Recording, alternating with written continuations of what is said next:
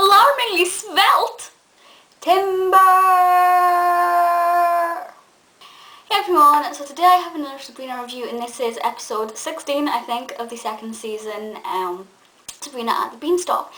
And right out, I will say this is one of my all-time favourite episodes. Not very many of my all-time favourite episodes are in the second season, but this one is fantastic. I have seen it so many times, and I always choose to watch this one. First of all, forgive the bright light of the sun. It's the only place in my room that I can film where it's not dark, so the sun will be going in and out. This one is very, very interesting, and it has quite a strong moral in it, but it's quite obscure. You know, the whole moral is don't procrastinate, and the whole episode is kind of, you know, don't procrastinate. Most people learned the word procrastination from Sabrina.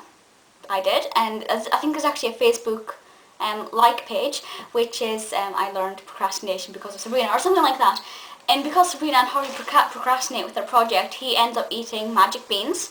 And these magic beans basically propel him up this giant beanstalk which is grown outside of Sabrina's house. Now that I love. I love it when fairy tale elements are brought into Sabrina. We have it with Rumpelstiltskin.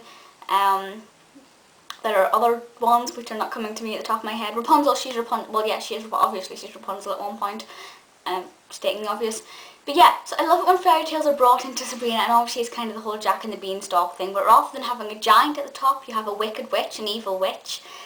Which is also really lovely, because I like it when you have your evil witch characters, just to give that balance of your nice witches, you know, your Sabrina and your Hilda and your Zelda, and then you have this evil witch up at the top of the beanstalk, and of course Harvey goes up there and he starts to eat everything because the witch is planning to cook him.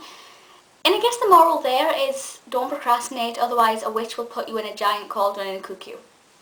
As I said, it's not necessarily completely realistic, but the moral there still does kind of hit home. You know, don't put things off, don't delay, otherwise bad things will happen.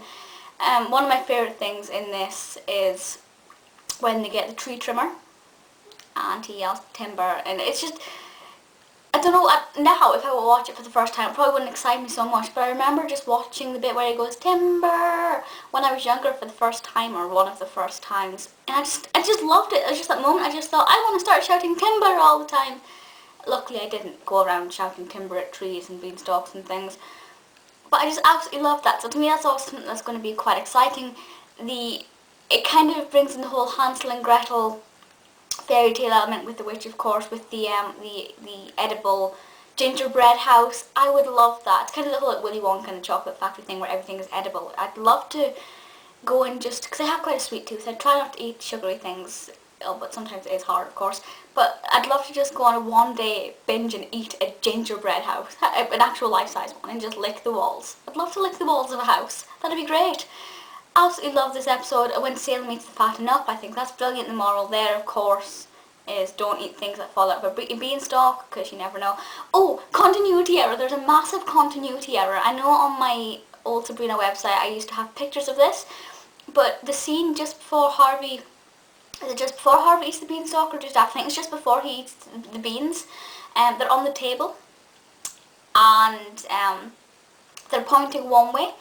And then when the camera's looking at the other angle, the bag of beans, magic beans that spilled on the table, is actually pointing the other way. So watch out for that. I can't remember the exact moment where it is, but I know that the magic bean bag is pointing one way or the other. We'll just put it down to magic. That's why it happened.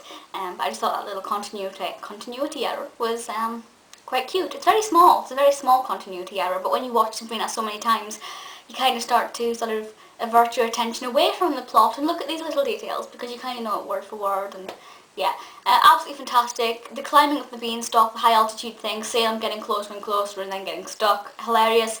Just absolutely love this episode and the fairy tale elements that are weaved throughout it. Please feel free to leave your thoughts and comments on this episode, and if it's one of your favourites. I don't think it's one that comes up regularly. You know, I converse with a lot of different people about Sabrina, and you know, you guys love to tell me your favourite episodes, and I love to hear your favourite episodes. I love knowing which ones you like best. Generally speaking, Sabrina and the Beanstalk isn't one that comes up that frequently in conversation. So yeah, let me know what you think, because I love it. And that's it for all. I'll start the sentence again. That is it for just now. Please feel free to leave comments, and I'll see you all next time. Bye.